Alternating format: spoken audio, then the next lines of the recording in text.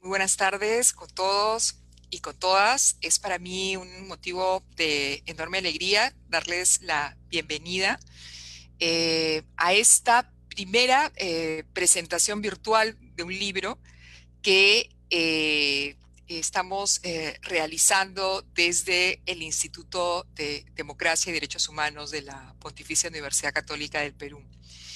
Y les decía que era un motivo de alegría porque no solamente es la primera presentación de un libro, que también está ahora en ebook, para estar a tono con los tiempos, sino porque nos reúne en esta oportunidad un libro muy lindo que es un esfuerzo colectivo de un grupo de personas que ahora voy a presentar, que lleva por título Cambio Climático y Derechos Humanos. Debo decirles que este libro es una suerte de libro pre-pandémico, porque se realizó entre octubre y noviembre del 2019, pero creo que su vigencia se mantiene, se incrementa quizá, pues hoy esta situación que estamos viviendo de pandemia nos demuestra, como dice una de las autoras, Débora Delgado, que no solamente los seres humanos tienen la capacidad de cambiar el rumbo de la historia de nuestras sociedades, sino que otros agentes no humanos como virus o gases pueden forzar cambios en el desarrollo de nuestras vidas.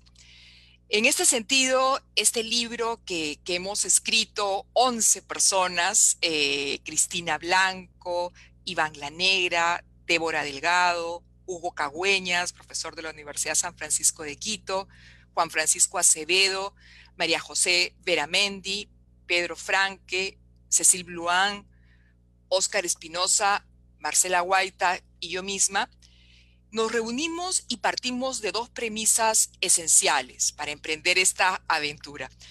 La primera era la existencia misma del cambio climático, que, como dice la Convención Marco de Naciones Unidas sobre Cambio Climático de 1992, se trata de un cambio de clima atribuido directa o indirectamente a la actividad humana que altera la composición de la atmósfera mundial y que se suma a la variabilidad natural del clima observada durante periodos comparables. En este sentido, quizá sea correcto afirmar, en primer lugar, que nosotros afirmamos la existencia del cambio climático y pienso, ya de manera personal, que negar el cambio climático es prácticamente equivalente a negar la pandemia que estamos viviendo, es decir, a negar la evidencia. Una segunda premisa de la que partimos fue que otra evidencia era que, sin plegarnos a una visión antropocéntrica de este tema, es que evidentemente el cambio climático tiene un efecto potencial y real de socavar el ejercicio de derechos y que esta merma en el ejercicio de los derechos no se va a dar de manera similar para todos los grupos, para todos los pueblos, sino que se va a dar de manera diferenciada en función de las vulnerabilidades preexistentes y sobrevenidas como consecuencia del cambio climático. En este sentido, fue muy importante destacar el Acuerdo de París del año 2015, que aunque parezca un poco sorprendente ahora en retrospectiva, fue la primera vez en que se señala esta vinculación y en el preámbulo solamente, no lamentablemente en el articulado del acuerdo por una serie de razones, se señala que el cambio climático es un problema de toda la humanidad y que al adoptar medidas para hacerle frente, los estados deberían respetar, promover y tener en cuenta sus respectivas obligaciones relativas a los derechos humanos. Por eso es que el objetivo central de nuestro libro es explorar los efectos del cambio climático en los derechos humanos, pero no hacerlo de una manera poco alerta o no enfocada en una zona, sino que más bien como objetivo secundario decidimos hacer una reflexión desde América Latina, que como sabemos, lejos de ser ajena al impacto del cambio climático, sufre directamente sus consecuencias. Entonces el libro busca plantear todas las potencialidades de este vínculo entre cambio climático y derechos humanos, pero nos ubicamos desde nuestro entorno, desde América Latina, desde los problemas que tenemos para poder presentar esta primera reflexión en torno a un tema que evidentemente tiene muchísimo por ser desarrollado. Como señalé, este es un trabajo colectivo. Nos reunimos 11 personas, algunas por Zoom, en ese momento medio raro, pero así era, para imaginar este libro con un esquema que quiere ser similar en los diferentes capítulos, escribir nuestros aportes, los sometimos además a la consideración de nuestros pares, del resto del grupo, recibimos críticas, sugerencias y presentamos en tiempo récord, 8 meses en total, nuestros resultados en este libro. Yo quiero agradecerle a cada una de estas 10 personas que colaboraron, porque su trabajo ha sido verdaderamente excepcional y creo que se va a ver en los textos. Pero también creo que hablo en nombre de todos ellos, de todos y todas, también quiero darle un agradecimiento especial a Francisco Mamani, quien fue el asistente de esta investigación, quien nos brindó toda su paciencia, su ayuda inteligente y responsable. Un saludo desde aquí para Francisco, que sé que nos está viendo en su natal Tacna. De esta forma el libro es un diálogo entre diferentes especialidades, ciencias jurídicas, ciencias sociales. Es un diálogo que pone énfasis en diversos actores, por un lado el Estado, cómo no, pero también actores no estatales, como movimientos sociales o la relación de las empresas y el tema de cambio climático. Y en tercer lugar, creo también que es un diálogo entre enfoques generales, teóricos, como el que presento yo en el capítulo 1 sobre el derecho internacional de los derechos humanos, con casos de estudios particulares, tanto por el tema, por ejemplo, el agua, como ahora se va en unos minutos poner de manifiesto, como a propósito del cambio climático y grupos en particular que se encuentran en una situación particular, especial de vulnerabilidad. El producto final de este trabajo es este libro que ahora presentamos. Quiero reafirmar que se trata, y creo que todos y todas coincidimos en esto, en una primera reflexión. Queremos seguir trabajando en este tema, seguir desmenuzando, desentrañando todas las potencialidades que tiene.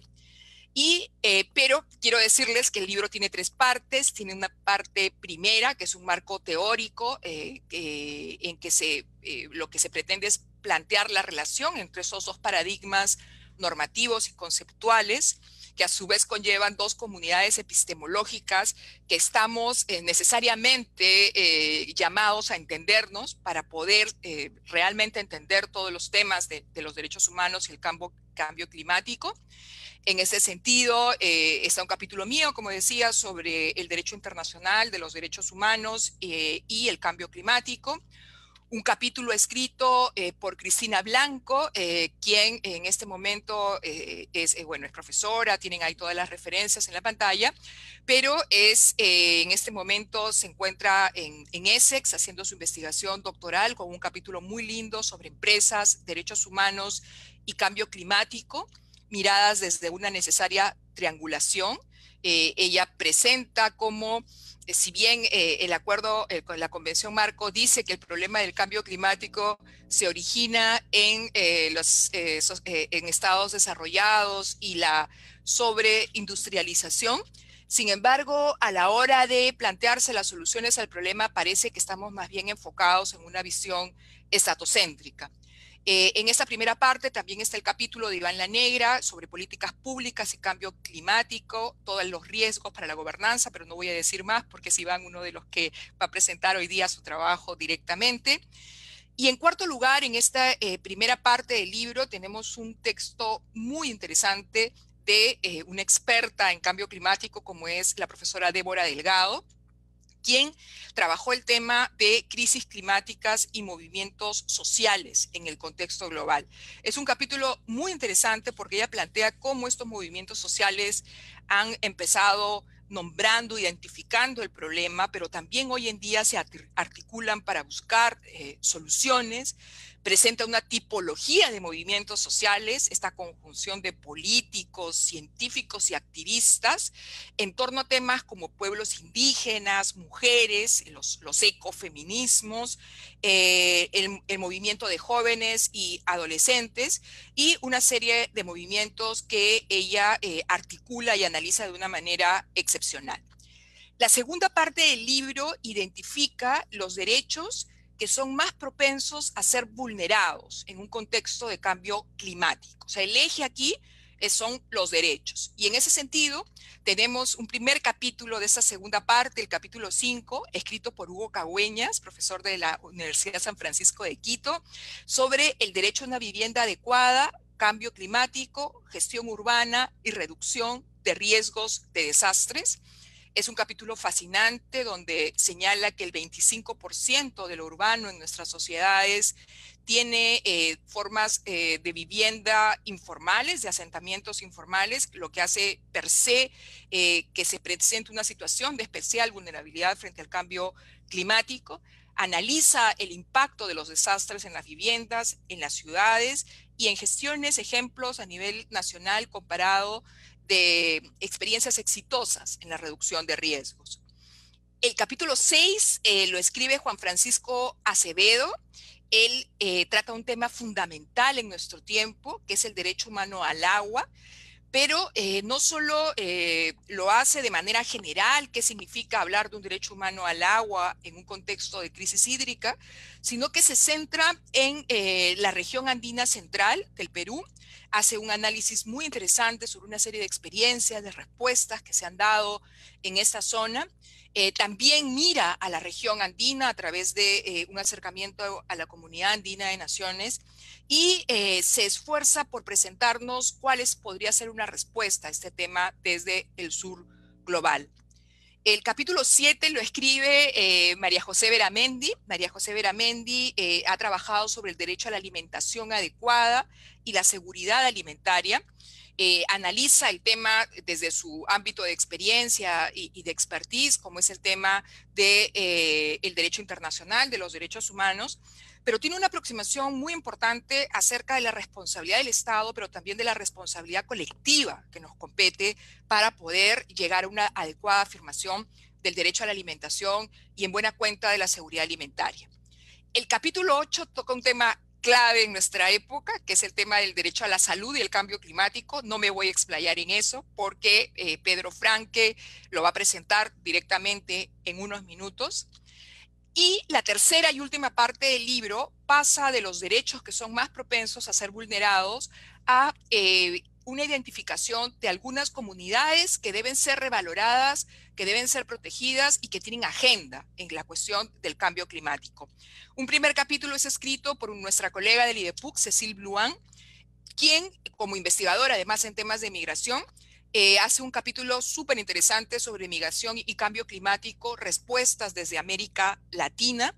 De lo que se trata y lo que ella plantea es que el movimiento es la manera natural en que los seres humanos reaccionamos frente al cambio y que en ese sentido de lo que se trata es de determinar cuál va a ser también el marco jurídico en nuestra región, no solo desde un sistema interamericano, sino también desde las experiencias nacionales. Tiene datos interesantísimos, como que Bolivia es el primer país que habla de migración ambiental y varios ejercicios muy, muy importantes que creo que son experiencias muy válidas para nuestros países.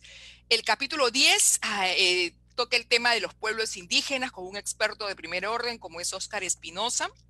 Él presenta un caso de estudio sobre la Amazonía, en la Amazonía y el cambio climático, presentándonos las experiencias del pueblo Asháninka, Cucama, y no voy a hablar más de eso porque también es él quien lo va a presentar directamente.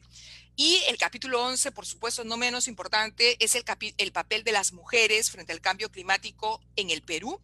Aquí nuestra experta en el tema, Marcela Guaita, plantea la necesidad de abordar este enfoque de género y se centra en el estudio de un caso en Cajamarca y esta contradicción a veces que hay entre reconocer internacionalmente a lideresas, defensoras del ambiente, pero a veces la invisibilidad que tienen al interior de sus propios países. Entonces yo no voy a decir más porque ella está aquí y ella lo va a hacer. Yo en definitiva creo que se trata de un texto que trata de ingresar por varias aristas, no niega, y quisiera ser muy enfática en eso, que finalmente la humanidad entera es la que va a ser afectada por el cambio climático, pero sí nos interesaba ingresar a ciertas perspectivas.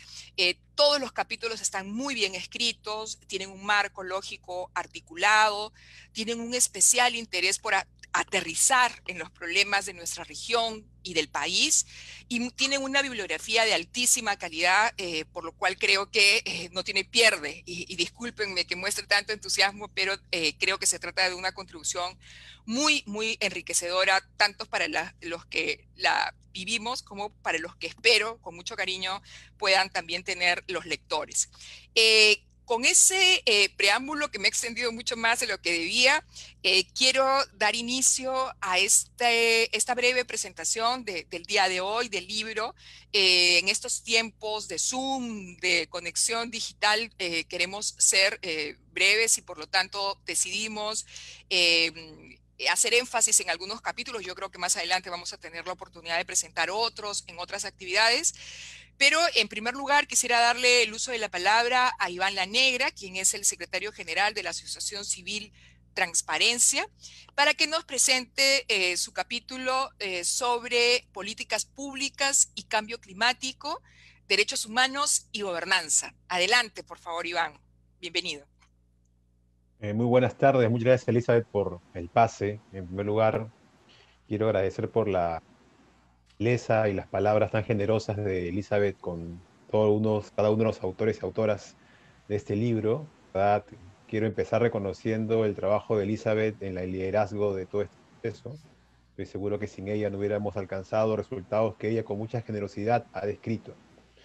Eh, en segundo lugar, pues también un reconocimiento a todos los colegas que han trabajado en este proceso. Como Elizabeth ya ha mencionado, este es un esfuerzo colectivo. Ha sido, no como en estas publicaciones que a veces simplemente suman, ¿no? Contribuciones y más, sino que hay un esfuerzo desde un inicio de construir una propuesta estructurada y un intercambio, ¿no? Que ha sido, creo, muy fructífero y muy provechoso para el desarrollo de cada uno de los capítulos. A mí, se me encargó la preparación del capítulo dedicado a las políticas públicas climáticas, ¿no? Y además, junto a ello, a enfrentar el desafío de cómo mejorar la gobernanza climática, que es una cuestión decisiva, ¿no? Creo, para poder avanzar en esta agenda y cómo ligar todo ello a la agenda de los derechos humanos, ¿no? Que es finalmente el eje que pues, le da un sentido a todo el libro. Y aquí empezaré diciendo, ¿no? Que no voy a, digamos, a decir tanto como para que no se animen a leer el capítulo, pero sí lo suficiente como para que estén interesados en discutir con ellos, con los textos que se van a ir presentando. Eh, Hay que empezar señalando que sin duda el Perú es un país en el cual ha habido un avance, ¿no? Importante en el desarrollo de políticas vinculadas con el cambio climático. Esto es un proceso, ¿no? que está pues, en paralelo con los avances, reformas que se han dado a nivel internacional. Y desde luego el Acuerdo de París, que es el último instrumento internacional que es ahora el eje de la política climática, es un instrumento central en este proceso, el proceso actual. Y sin duda hay un esfuerzo, ¿no? Que se ha hecho en el país por generar instituciones, por generar organizaciones, comisiones, instrumentos, ¿no? Alrededor del tema del cambio climático. Tanto en lo que se conoce habitualmente como la agenda de la mitigación, es decir, la reducción de las emisiones de gases de efecto invernadero, como en la agenda de adaptación, ¿no? Que está vinculado con la resiliencia frente al cambio climático. Eh, Estas dos dimensiones, desde luego, están íntimamente relacionadas, ¿no? No son campos separados, sino son campos que tienen múltiples conexiones. Pero aquí se plantea una primera cuestión clave, ¿no? ¿Cómo conectamos esta cuestión de la política climática con los objetivos de desarrollo sostenible, con una agenda más amplia de desarrollo? Porque esto es algo que hay que señalar, aunque la agenda climática es una agenda que está muy vinculada a la política ambiental, no es solo política ambiental, es algo mucho más amplio e involucra a áreas y sectores que comprenden todo el campo del desarrollo sostenible. Por eso hay que mirar las conexiones de estas políticas con otras políticas públicas. Uno de los elementos que está presentes en el léxico de la política climática es la idea de cobeneficios, ¿no? De esa manera, una política climática no solamente obtiene pues logros en materia de mitigación y adaptación, sino que también logra otro tipo de impactos locales o beneficios locales que están ligados a otras políticas públicas, que también están vinculadas con el desarrollo. La integración de estas políticas es sin duda una condición clave para lograr que el impacto de la política climática sea mayor. Y todo ello, a su vez, está conectado con los derechos humanos, porque de todas esas políticas se derivan las condiciones para garantizar, para hacer efectivo el derecho que tienen todos los peruanos y peruanas a un conjunto, pues, de libertades, a un conjunto de servicios y bienes que son esenciales para decir que los derechos son reales. Y eso ocurre con, pues, el tema de, digamos, social, que es lo más evidente, ¿no? No solamente el derecho al ambiente, el derecho a la salud, el derecho a acceso al agua, etcétera, pero también inclusive con derechos vinculados a lo económico, ¿no? Por ejemplo, es evidente que una falta de resiliencia frente al cambio climático puede poner en riesgo empleos, y eso desde luego también es otra dimensión de desarrollo que está vinculado a ello. Entonces lo que vemos, como he señalado, es un interés y un desarrollo de la política climática en el país muy amplio, que tiene ya años de recorrido, pero enfrenta desafíos en la otra dimensión, que es la de gobernanza climática, porque al final, para lograr implementar estas políticas, se requieren hacer cambios, hacer modificaciones, tomar decisiones difíciles, implementar estas políticas en condiciones que a veces no son sencillas por la debilidad del Estado. Creo que eventos recientes como el fenómeno del niño costero o la pandemia del COVID-19 han mostrado que incluso cuando el Estado tiene claro qué cosa hacer, le es difícil implementar esa decisión. Y inclusive también hay problemas al momento de tomar decisiones complejas. Y todo eso está ligado a esta segunda esfera que es la de la gobernanza, que implica pensar en qué actores están ligados a los procesos de toma de decisión y de implementación, cómo interactúan entre ellos, quiénes tienen más peso, qué actores tienen voz en estos procesos y qué actores no. Y esa es una cuestión crucial para el proceso de evaluación de las posibilidades de la implementación real de las políticas climáticas. En esa pues, línea de pensamiento, pues el artículo que conforma el capítulo que conforma este libro, pues señala un conjunto de problemas que están presentes en la gobernanza climática. En la manera que se toman decisiones, hay desde luego problemas de descoordinación, en alguna medida derivados de la ausencia de una mirada territorial a las políticas. Tenemos por otro lado, pues debilidades en las capacidades de las instituciones a cargo de estos temas. Su alcance, pues, es normalmente limitado por pues, problemas que todos conocen a través del Estado, pero también no es un asunto solo del Estado, también hay problemas de falta de capacidades en otros sectores de la sociedad, ¿no? En el ámbito social y privado también existen estas dificultades. Entonces, cuando uno mira qué cosa ha intentado hacer el país para poder mejorar sus elementos de gobernanza, no se encuentra con que estas decisiones orientadas a mejorar este campo todavía son limitadas. En esa línea, sin duda, la dación de la Ley Marco sobre Cambio Climático y su reglamento son pasos importantes y el capítulo lo reconoce y considera que a través de estos dispositivos se puede ir construyendo mejoras en la gobernanza, pero aún es insuficiente. Quizá donde se va a poner a prueba las posibilidades reales, efectivas del país para, por ejemplo, cumplir con su meta establecida en el marco del Acuerdo de París de reducir en un 30%, aunque ahora el gobierno ha señalado que va a aumentar esa ambición al 35% de las emisiones con relación a lo que serían las emisiones si no se hace nada en el año 2030, pues veremos si efectivamente las capacidades y las posibilidades de gobernanza hacen real este anhelo. Como digo, hay problemas muy difíciles que enfrentar.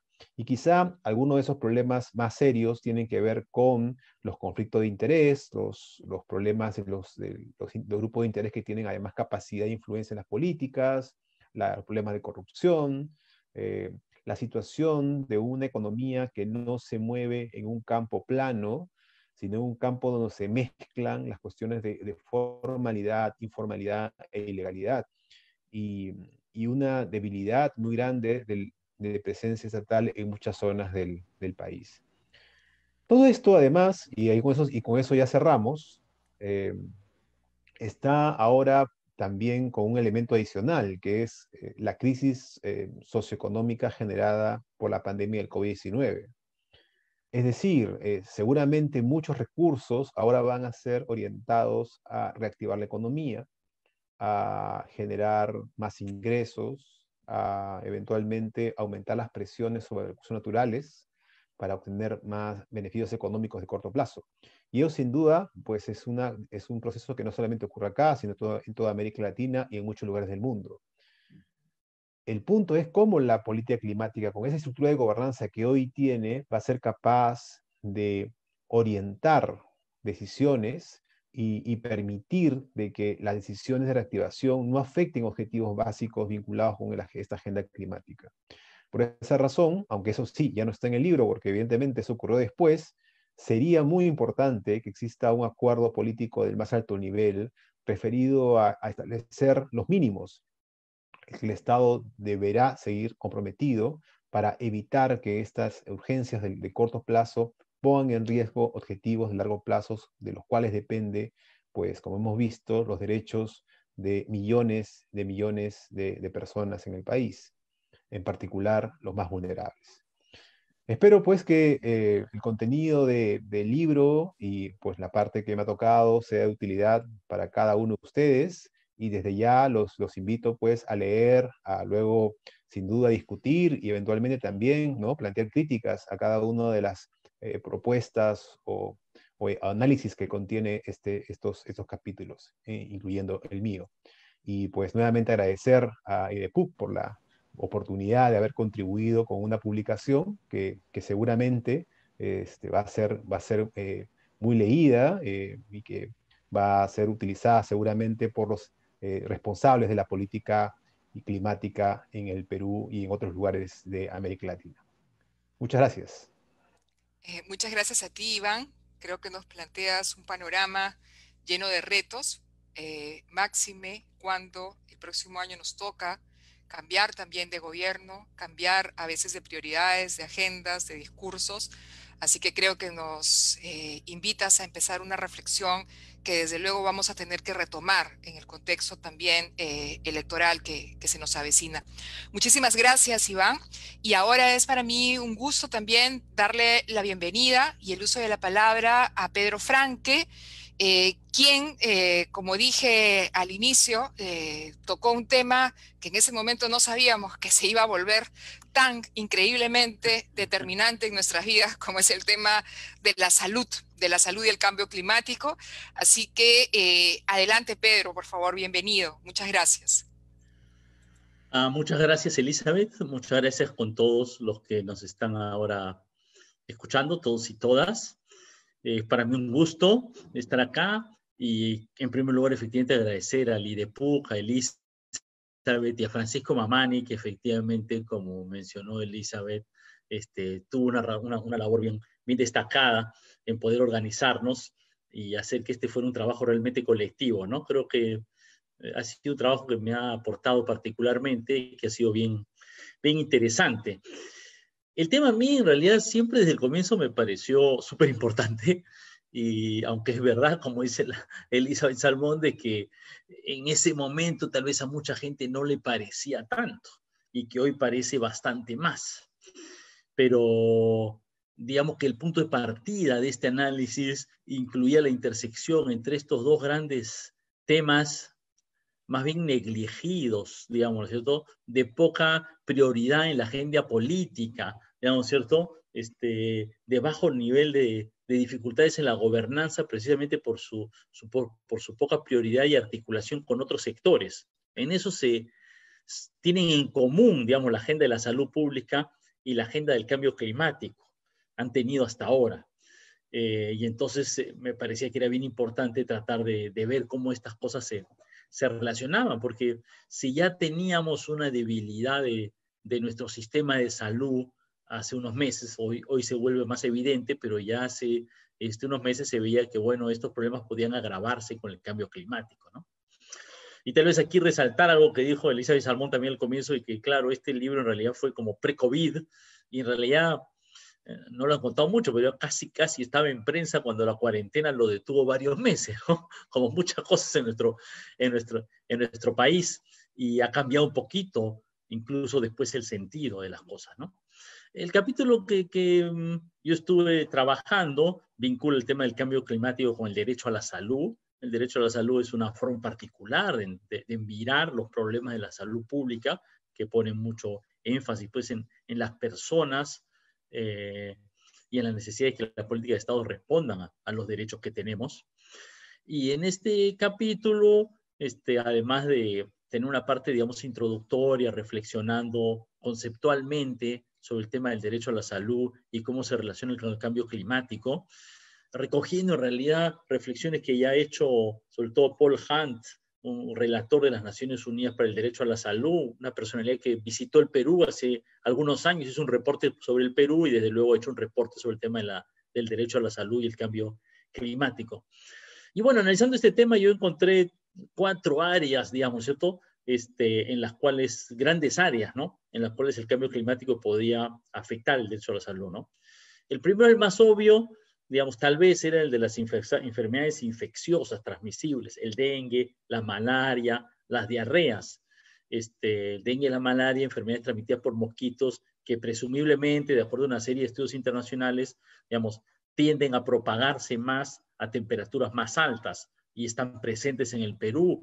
Y de hecho, cuando se comenzó a escribir este capítulo, todavía no estábamos con la epidemia del dengue que hubo, no sé si recordarán ustedes, entre octubre del año pasado y enero-febrero de este año, un poquito antes de la epidemia del COVID. Cuando comenzó la epidemia del COVID, todavía se decía que el dengue mataba más gente, lo cual en ese momento era verdad. ¿Ok? Entonces, este es un gran efecto que es importante tener en cuenta porque esto va a seguir, ¿me explico? Así como no sabemos cómo evolucionará a futuro y cuánto quedará como algo permanente esta SARS-CoV-2, esta versión del coronavirus que nos afecta. Hasta ahora sí sabemos que la malaria y el dengue son enfermedades endémicas en amplias zonas del Perú y que podría ampliar sus zonas de influencia con el cambio climático, ¿no? Un segundo gran tema es el tema de las emergencias, porque el cambio climático se sabe que genera mayores, lo que se llaman eventos extremos, entonces inundaciones, sequías, fenómeno del Niño, que generan una serie de problemas de salud pública. Un tercer gran efecto son lo que se llamó como nuevos temas ambientales, como el tema de la radiación ultravioleta o los golpes de calor que están afectando en otras partes del mundo, sobre los cuales todavía sabemos poco. Y un cuarto tema analizado es el tema nutricional, ¿no?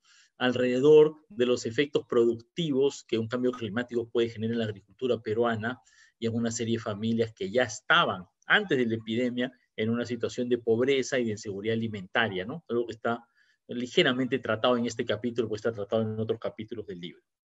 Ahora, si este es un poquito como un repasito, digamos, ¿cierto? Es interesante, me parece, revisar esto, la importancia, digamos, de este tema a la luz de la epidemia que prácticamente nos ha cambiado pues, la vida, en la coyuntura y posiblemente a largo plazo y en nuestra propia visión del mundo, ¿no? Entonces yo creo que la epidemia actual nos cambia la visión que tenemos del mundo en varias cosas, ¿no? Uno primero es efectivamente la importancia del tema de la salud, ¿no? Como que este capítulo, en general, todos los temas que tengan sobre el tema de la salud pasan a tener una importancia mayor, digamos, ¿no? Eso es claro. Y si ya teníamos un sistema de salud público, digamos, débil, ¿no es cierto?, antes de la epidemia, y si ya ese problema de salud pública podría agravarse con el cambio climático, hoy tanto el tema estructural del sistema de salud pública peruano como los riesgos adicionales sobre ese sistema que implica el cambio climático son temas que hoy adquieren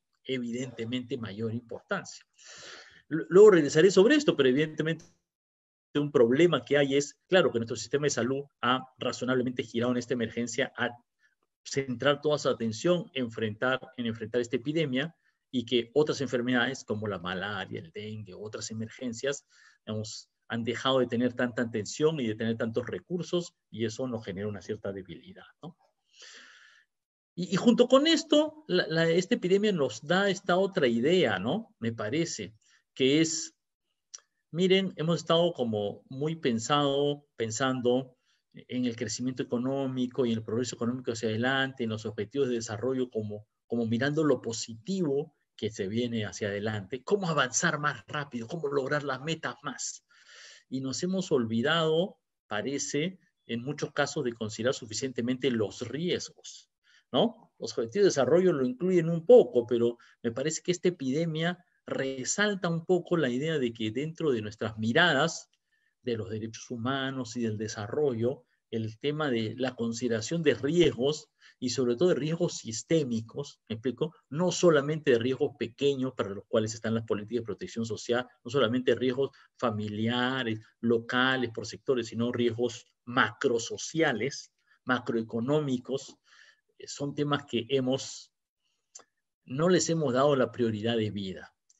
Y en esta orden de cosas, una cosa que han resaltado varios personalidades y analistas en el mundo de distinto nivel, hasta Bill Gates en realidad, es, miren, si esta epidemia nos hace repensar la importancia de los temas de riesgos y de que no podemos descuidar, ¿no es cierto?, los riesgos sistémicos que nos amenazan, bueno, el cambio climático es el siguiente mayor riesgo que tenemos, el más, no sé, visto, evidente, cantado, obvio que se nos viene encima. ¿Me explico? Si la epidemia, el COVID, nos ha agarrado, ¿no es cierto?, desprevenidos, vamos a decirlo así, el cambio climático nos agarra, digamos, prevenidos en el sentido de que sabemos perfectamente, no perfectamente, pero sabemos bastante bien lo que se nos viene, ¿no? Digamos que la epidemia es algo que de alguna manera no podía preverse o no estaba previsto, pero el tema del cambio climático está previsto. Algunos estudiosos internacionales han remarcado que, siendo esto verdad, es verdad también que hay grandes diferencias entre la epidemia del COVID y el tema del cambio climático. La más notoria de las cuales es efectivamente el tema del tiempo. ¿Me explico? El tema de la epidemia del COVID se enmarca en un tiempo de emergencia. ¿Me explico? Y todas las estimaciones muestran que este evento en su gravedad actual durará 1 a 2 años. ¿Ok? Mientras que el evento del cambio climático es un evento, pues, digamos, generacional, ¿no es cierto? ¿No? Donde las proyecciones razonables alcanzan, pues, hasta el 2100, ¿no es cierto? Nuestro horizonte de proyección y planeamiento es un horizonte de 80 años, ¿no? Y donde tenemos que alcanzar metas, sí, pero no en 2 años, sino en 20, 30 años.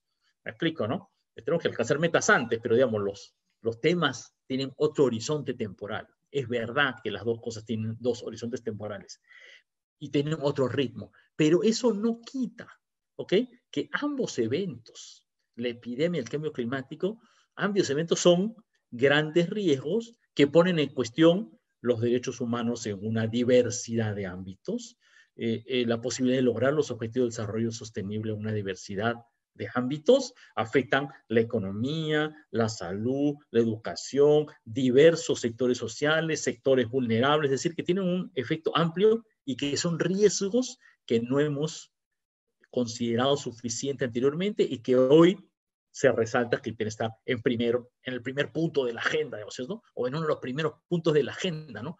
Me parece que hoy una de las reflexiones que nos deja la epidemia después es, ok, lo razonable ya no es simplemente, pues, mirar a futuro, mirar metas, crecimiento, logros, y no darse cuenta de las enormes vulnerabilidades frente a este tipo de riesgos que tenemos y no tener respuestas que reduzcan esas vulnerabilidades macrosociales y macroeconómicas, me refiero, más allá de las individuales, de pequeños grupos, de grupos vulnerables, etcétera, sino a nivel de toda la sociedad. Ese es un segundo elemento.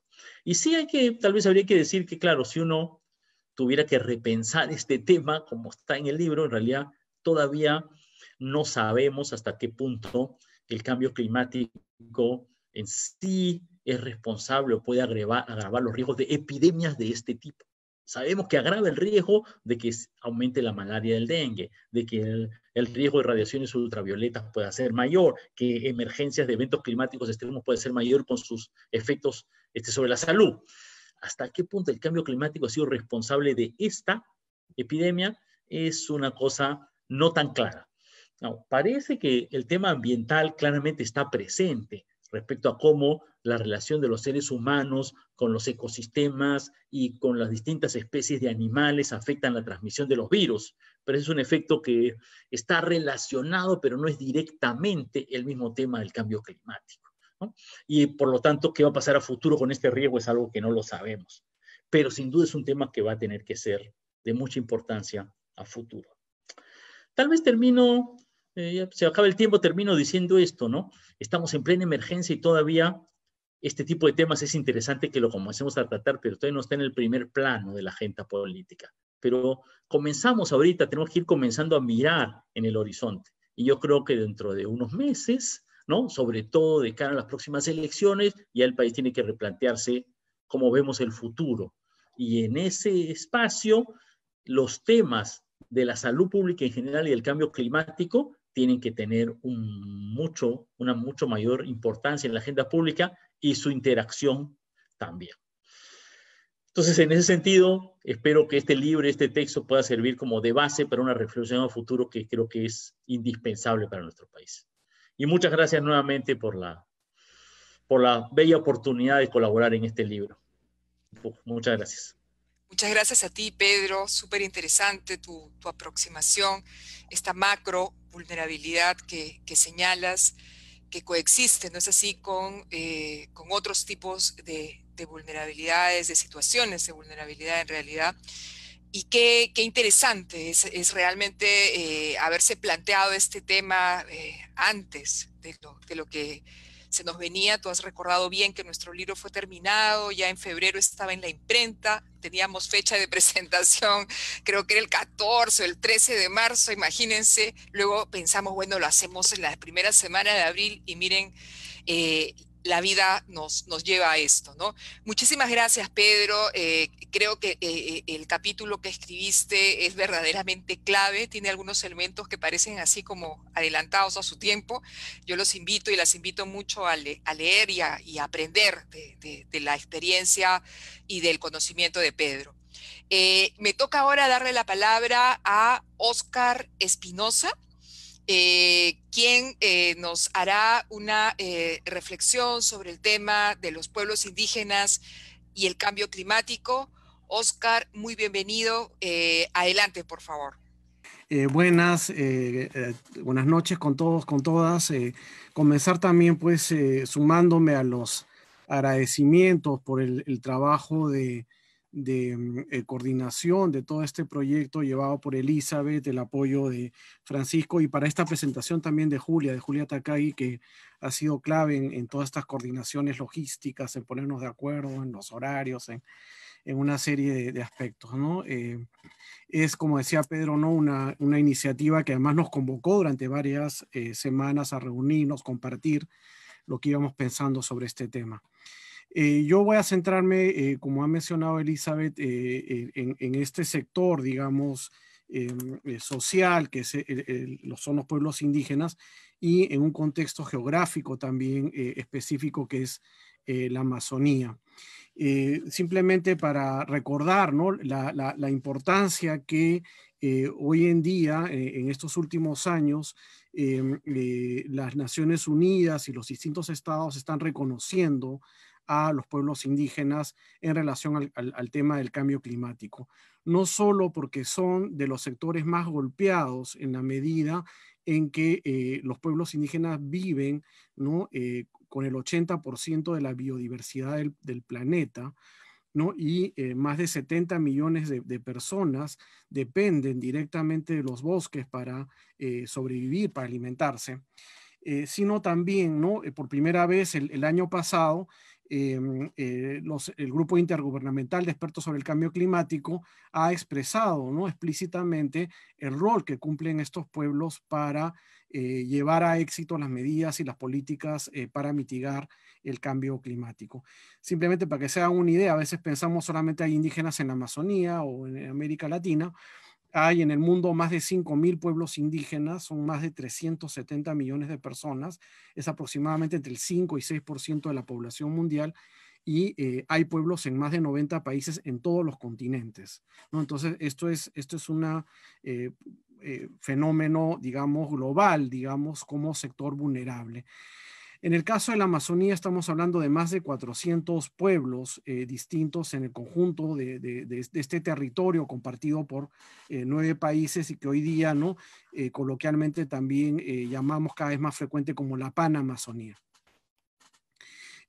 Hay que recordar que la mitad del territorio de los países andino-amazónicos, es decir, si sumamos, ¿no? Colombia, Ecuador, Bolivia, Perú, la mitad de su territorio o más es amazónico también, ¿no?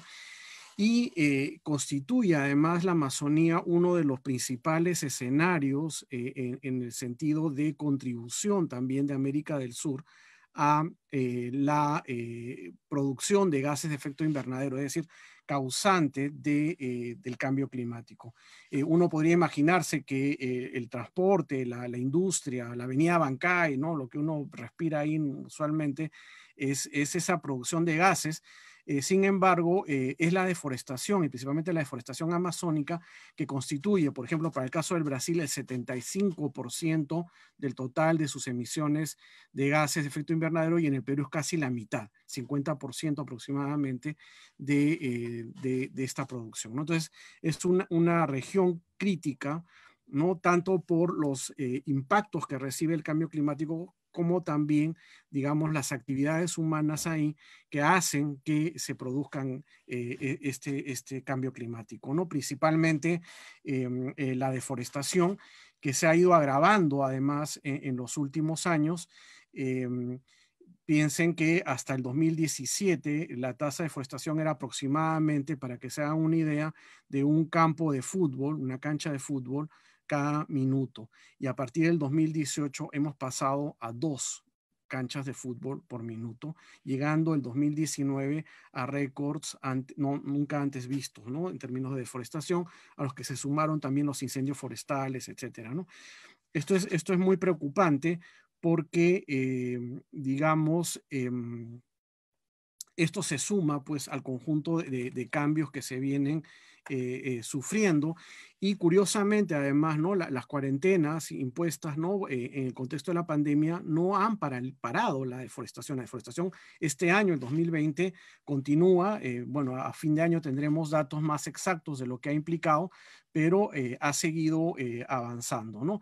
Las principales causas de deforestación tienen que ver sobre todo, ¿no? Con la expansión de la agroindustria, principalmente de la ganadería, de la soya, de la caña de azúcar y de la palma aceitera, ¿no? De manera diferente en cada país, pero es, digamos, hoy en día los principales causas de esta deforestación.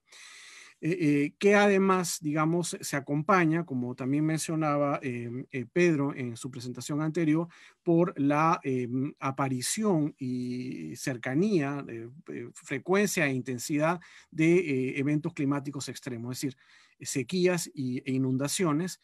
En los últimos 10 años se han producido 3 de las peores sequías en 120 años que tenemos registro, data científica, y en relación a las inundaciones también, ¿no? Aquí son más, han sido 5 de las 7 peores en 120 años. Y el año 2015 ha sido el año más caluroso en toda la historia de la región desde el año 1900, ¿no es cierto? Entonces tenemos, digamos, ahí datos muy duros que nos llevan a preocuparnos, ¿no? Y en relación a la pandemia, a la COVID, también, ¿no? Ha llegado en un contexto donde la población se haya debilitada, estos cambios climáticos acompañados también por otros impactos sobre el medio ambiente, principalmente la contaminación de los ríos, ha llevado a que la nutrición en la Amazonía haya perdido su calidad. Entonces tenemos situaciones donde los abuelos han comido bien, son sanos y los nietos tienen graves problemas de anemia o de desnutrición, con lo cual lleva, digamos, a generar una población con defensas bajas, con comorbilidades como la diabetes o la hipertensión, que además son enfermedades silenciosas, que se deben también a este cambio en los patrones de alimentación a los altos índices de mercurio, de metales pesados en la sangre, que es un tema crítico que el Estado, el sistema de salud, no conoce ni enfrenta adecuadamente, y por supuesto por otras enfermedades como mencionó Pedro, como la malaria, el dengue, etcétera, ¿no? Llegó a Pucallpa, Iquitos, encima del dengue llegó el coronavirus este año, ¿no? Y eso hace que, por ejemplo, sea la región amazónica la que tenga los índices más altos de desnutrición en el país y que no bajen. En el resto del país se ha logrado combatir, ¿no?, con relativo éxito la anemia y la desnutrición, pero no así en la Amazonía, ¿no? Y eso lleva entonces que el número de infectados por la pandemia ha sido muy alto. Hay más de 230 pueblos afectados, de esos 400, más de la mitad. Hay más de 50.000 contagiados oficialmente registrados, más de 1.700 fallecidos, incluyendo importantes líderes, sabios, sabias. Y solamente para que se haga una idea, esta última semana han muerto aproximadamente 100 personas solamente en la región amazónica, ¿no? Entonces, vivimos en una situación muy, muy delicada. En el libro, aparte de este análisis general sobre la Amazonía y todos estos elementos que venimos mencionando, también entramos a discutir una data de casos de una investigación que hemos realizado desde el 2011 hasta el 2016. Fueron varios años que estuvimos trabajando con un equipo, varios estudiantes. He visto que hay un par de personas, Claudia Grado, Gabriela González, que he visto que están ahí rápidamente en el público hoy día también participando, que tuvimos, ¿no?, en dos momentos. Visitamos a comunidades del pueblo Aguajún, del pueblo Shipibo Conibo, del pueblo Cocama y del pueblo Ashánica, dos pueblos de selva alta, dos pueblos de selva baja, porque los impactos y los ecosistemas también son distintos en estas dos realidades geográficas. Y eso no va a entrar en detalle ahora, el tiempo es corto, pero pueden leerlo, ¿no? ¿no?, los testimonios, digamos, las experiencias de cada comunidad, cómo ha ido viviendo este cambio que se está produciendo y cómo va afectando su vida, ¿no? Pero además, tratándose de un libro sobre derechos humanos, también hay una sección sobre la que quiero también decir un par de cosas, y es que además de los conjuntos de derechos generales que afecta el cambio climático, el derecho a la salud, a la seguridad alimentaria, al agua, al medio ambiente sano, etcétera, etcétera, también el cambio climático pone, digamos, sobre el tapete los derechos propiamente indígenas que son reconocidos por el Sistema Internacional de Derechos Humanos, ¿no es cierto? Y entonces, y el principal, en mi opinión, que es fundamental y también tiene que ver con la situación de la pandemia, es el derecho a la autonomía y la autodeterminación, ¿no? El derecho a la autonomía y autodeterminación es uno de los principales derechos que tienen los pueblos indígenas. Sin embargo, también es de los más cuestionados. Los estados tienen mucho temor a que, absurdamente, en mi opinión, ¿no?, los pueblos indígenas se puedan independizar bajo el ejercicio de este derecho, ¿no? Sin embargo, en términos prácticos significa, ¿no?, un reclamo por parte de las comunidades y sus organizaciones, ¿no?, de participar activamente en la toma de decisiones que les afectan. En este caso, ¿no?, participar en los debates sobre el cambio climático y proponer, ¿no?, alternativas, como lo han venido de hecho haciendo, ¿no? Por ejemplo, ¿no?, su propuesta alternativa al programa de reducción de emisiones, más conocido como RED. Bueno, todo este detalle también lo pueden ver en el libro.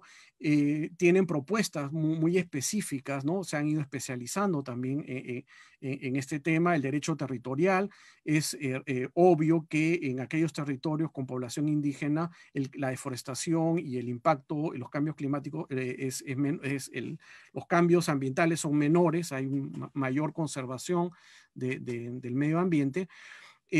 Igual que en la pandemia, ¿no? El reclamo, uno de los principales reclamos al gobierno fue justamente de haber sido excluidos en la toma de decisiones para ver cómo se enfrenta esta situación. Finalmente, para terminar, dos o tres últimas ideas. Una que me parece fundamental, y es que la deforestación, la contaminación y los impactos del cambio climático están llevando a la región amazónica a un punto crítico, un punto de no retorno. Es decir, va a llegar dentro de poco vamos a llegar a un punto donde ya no vamos a poder recuperar, ¿no?, buena parte de lo que se está perdiendo, no solamente en términos de biodiversidad, sino también, ¿no?, de regulador hidrológico, de temperatura, etcétera, etcétera, que significa el bosque amazónica. Segundo lugar, el impacto es multidimensional, como digo, ¿no? Hay muchos derechos que se afectan, incluyendo, ¿no?, como hemos visto, todo el tema de las actividades de subsistencia para garantizar la seguridad alimentaria. Entonces, esto está afectando directamente la vida y la salud de la gente que ahí vive y de manera particular a las comunidades indígenas, ¿no? Y eso entonces nos tiene que llevar, y esta es mi última reflexión, ¿no?, a repensar, ¿no?, cuáles son las políticas del Estado, ¿no? Los que me han antecedido, Iván y Pedro, han señalado también, ¿no?, la necesidad de repensar. Curiosamente, por ejemplo, una de las principales medidas, ¿no?, de los programas del Ministerio del Medio Ambiente para mitigar la deforestación o combatir la deforestación es el programa Bosques, que está dirigido a que los indígenas deforesten menos. Pero los indígenas son los que de hecho deforestan menos, mientras que los otros sectores, la agroindustria, etcétera, sigue deforestando, ¿no? Y por supuesto las actividades ilegales. No creo que es un momento crítico. La situación de la pandemia también pone sobre el tapete la urgencia de repensar, ¿no? Y en el contexto del Bicentenario, ¿no?, esta región que ha sido de las más marginadas y olvidadas en el país, bueno, ¿cuál es el lugar de los pueblos indígenas, de las comunidades amazónicas de esta región, y qué políticas se van a pensar y diseñar en colaboración, en coordinación con los propios pueblos para resolver estos graves problemas? Gracias por su paciencia y por el tiempo. Muchas gracias a ti, Oscar. Súper interesante también los datos, la información que compartes con nosotros. Como ven, este diálogo de diferentes disciplinas fue, al menos lo digo por mí, un proceso de aprendizaje intenso también en nuestras reuniones, en leer los textos de cada cual, y creo que ahora se está pudiendo demostrar también eso. Quiero darle en último lugar la palabra a nuestra compañera Marcela Guaita. Ella le pedimos que realizara una reflexión sobre el tema de mujeres y cambio climático, así que adelante, Marcela. Muchas gracias y bienvenida. Gracias, en primer lugar, gracias a las personas que están conectadas, escuchándonos. En segundo lugar, una gran oportunidad para mí participar en esta reflexión colectiva, que como ustedes ya ven, nos ha tomado varios temas muy interesantes todos y por supuesto una posibilidad de aprendizaje. Yo voy a comentarles un poco de qué va mi artículo, invitarles sobre todo a leer, y voy a compartir mi pantalla para utilizar lo más eficientemente el tiempo. A ver, el capítulo que está consignado en el libro se refiere a las mujeres frente al cambio climático en el Perú, y lo denominé vulnerabilidad y agencia, y ahora les voy a comentar un poco por qué. El artículo aborda tres temas en términos generales. Primero, una reflexión sobre género y cambio climático y cómo hay un impacto diferenciado en hombres y mujeres, y no por nada que tenga que ver con lo biológico, sino más bien por el rol que cada uno desempeña en la sociedad. Luego me voy a aproximar a América Latina y en particular al Perú y las políticas de igualdad de género y cambio climático, para terminar con un caso de estudio situado en Cajamarca y la realidad de estas mujeres líderes, especialmente cajamarquinas. En el primer punto, sobre el género y cambio climático, les decía que el impacto diferenciado tiene que ver con el rol que mujeres y hombres tomamos, especialmente en la sociedad en términos generales y en la toma de decisiones. Acá, por ejemplo, tenemos un cuadro que nos refiere al Perú, y es un gráfico que habla sobre la tasa de analfabetismo en mujeres y hombres productores agropecuarios según departamento. Y esto es algo muy importante en nuestro país, porque sabemos que los promedios nacionales no nos dicen mucho y hay que ver desagregado. Y lo que el cuadro nos dice es que la diferencia de personas analfabetas, productores agropecuarios, entre hombres y mujeres es enorme. Miremos Apurímac, que va a estar en la mayor presencia de mujeres siendo productoras agropecuarias y teniendo analfabetismo respecto de los hombres, y entonces va a haber una gran diferencia en las regiones, pero además, si nos ponemos a pensar cómo hacemos para, por ejemplo, transferir tecnología, para que ellas sean nuestras interlocutoras, entonces hay un impacto diferenciado por el grado de conocimiento de educación, que son condiciones básicas para poder pensar en este cambio que el Estado necesita impulsar para una mejor respuesta frente al cambio climático. Y eso es simplemente un dato de muchos que podemos referir en nuestro país. También hacemos referencia, y esto enlazando con otra parte del libro que hablaba de movimientos sociales, sobre cómo las mujeres en toda la región en América Latina estamos identificadas como defensoras del agua, de los territorios, de las comunidades. ¿Y por qué? Porque básicamente estamos vinculadas con este espacio y tenemos un rol sobre todo de protección de las familias, que por supuesto en el contexto del COVID-19 esto no necesito ni siquiera referirlo porque todos lo tenemos muy presente. Y somos las mujeres que en muchos casos en América Latina y también en el Perú vamos siendo reconocidas en esta lucha, en esta defensa de nuestros territorios, e incluso en situaciones graves hasta de pérdida de vida en esta situación de defensa, pero que tiene un sentido, que es la protección del medio ambiente, que es el lugar donde habitamos y el lugar que le vamos a dejar a nuestras familias. La segunda parte del libro va a reflexionar sobre las políticas y vamos a hacer un paralelo entre las políticas de igualdad de género y las de medio ambiente. Y ahí encontramos, por ejemplo, que una de las políticas en el Perú que en primer lugar pone al tema de medio ambiente como un eje de política es el Plan Nacional de Igualdad de Género, que estuvo vigente entre el 2012 y el 2017, porque ahí ya se señala como un objetivo estratégico valorar el aporte de las mujeres en el manejo sostenible de los recursos naturales. Y esto es muy importante porque en este objetivo estratégico van a colaborar una serie de sectores y la manera como se va a seguir es a través de indicadores, que es la manera como se hace seguimiento de las políticas. Estos indicadores entonces van a poder ayudarnos a hacer un seguimiento que el Ministerio y el Estado peruano está obligado a rendir al Congreso anualmente a partir de la Ley de Igualdad de Oportunidades. Y estos indicadores entonces van a estar relacionados con la participación de las mujeres, que tiene que ver con la autonomía en la toma de decisiones, la autonomía política, y esta participación que vamos midiendo es la participación, por ejemplo, en juntas de riego, en comités que monitorean el agua y cómo vamos participando las mujeres en estos ámbitos. O en lo que les decía, ¿no? El conocimiento y uso de tecnología limpia, cómo vamos a poder tener transferencias que están haciendo los sectores, porque esto también es un eje importante para todo lo que es la autonomía económica y la posibilidad de tener mejores condiciones de vida.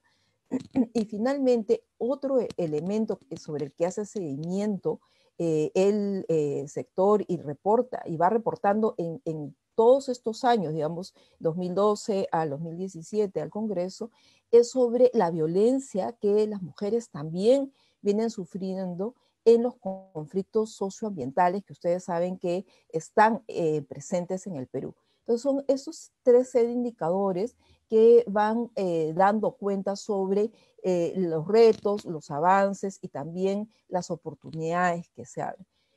Un hito, sin lugar a dudas, en el marco del cambio climático es el Plan de Género y Cambio Climático del 2016, que se llega a plasmar y que luego va a continuar con algunos de sus indicadores en la actual política de igualdad de género, pero que están referidos especialmente a acceso a información, a capacitación, a igualdad en toma de decisiones, a igualdad en diseño e implementación de proyectos, que básicamente tiene que ver con participación, y el enfoque de género en políticas e instrumentos de gestión. Este plan y la política de igualdad de género no están haciendo un seguimiento específico con un indicador de la temática de la violencia que pueden estar sufriendo las mujeres en conflictos socioambientales, y creo que este es un aporte importante que hay que pensar en cómo seguir haciéndole seguimiento. Y esto lo vamos a ver ya en el caso estudio sobre mujeres cajamarquinas entre el empoderamiento y la invisibilidad. Para este caso estudio, yo voy a recoger un concepto que desarrolla Clímaco de Asís y que además es tomado también por Rocío Silva Santisteban sobre el patriarcado dependiente, que viene desde los estudios decoloniales. El patriarcado dependiente, dice, se basa en un pacto desigual entre las élites masculinas colonizadoras y los hombres de los pueblos a los que se buscaba colonizar. Ahora, digamos, en la actualidad, dentro del marco de este patriarcado dependiente, el machismo es un elemento que conecta a hombres blancos, mineros, urbanos y profesionales, con hombres ronderos o campesinos o apos y jefes de pueblos indígenas. Y esto, como ustedes ven, tiene que ver y va conversando con, por ejemplo, la temática que se ve de los pueblos indígenas y cómo, quién está siendo la contraparte, quién está representando, quién está en este diálogo. Serán las mujeres, y en el caso de Cajamarca, vemos 5 minutos, Marcela, disculpa. No. En el caso de Cajamarca vemos cómo la política y plan de acción y agenda en el ambiental regional toma en cuenta la agenda de género, por lo menos enunciativamente, y la estrategia regional frente al cambio climático, que es la que profundizamos, también menciona que tiene un enfoque de género. Lamentablemente, la estrategia regional, y no solo de la Cajamarca, sino la de muchas regiones, tiene comunidad social al distrito. Y entonces tenemos descritos los ríos, tenemos descritas la geografía, pero no llega a la unidad familiar y mucho menos a las personas. Y entonces este efecto del cambio climático en las personas y en particular en las mujeres que permanecen muchas veces en espacios de mayor riesgo no se ve. Y este es un tema que pienso tenemos que revisar. Sin embargo, en Cajamarca, en donde sí está la presencia de las mujeres y cómo enfrentan la situación de violencia en conflictos socioambientales, pues no está en la estrategia regional frente al cambio climático, tampoco en la política y plan de acción y agenda ambiental regional. ¿En dónde está? En el plan regional contra la violencia de género. Es decir, la presencia de las mujeres, la acción de las mujeres, la agencia de las mujeres se sigue reconociendo especialmente en un plan en donde la temática pareciera estar divorciada de esos otros temas de la agenda pública regional. Esto es parte de lo que queríamos compartir con ustedes y haciéndonos cargo del contexto actual, del contexto de la pandemia, en donde hay un convencimiento que en toda decisión de política necesitamos a las mujeres como parte del diálogo y además como parte de quienes toman las decisiones para poder recoger sus propuestas y también dar respuesta a sus necesidades. Muchas gracias.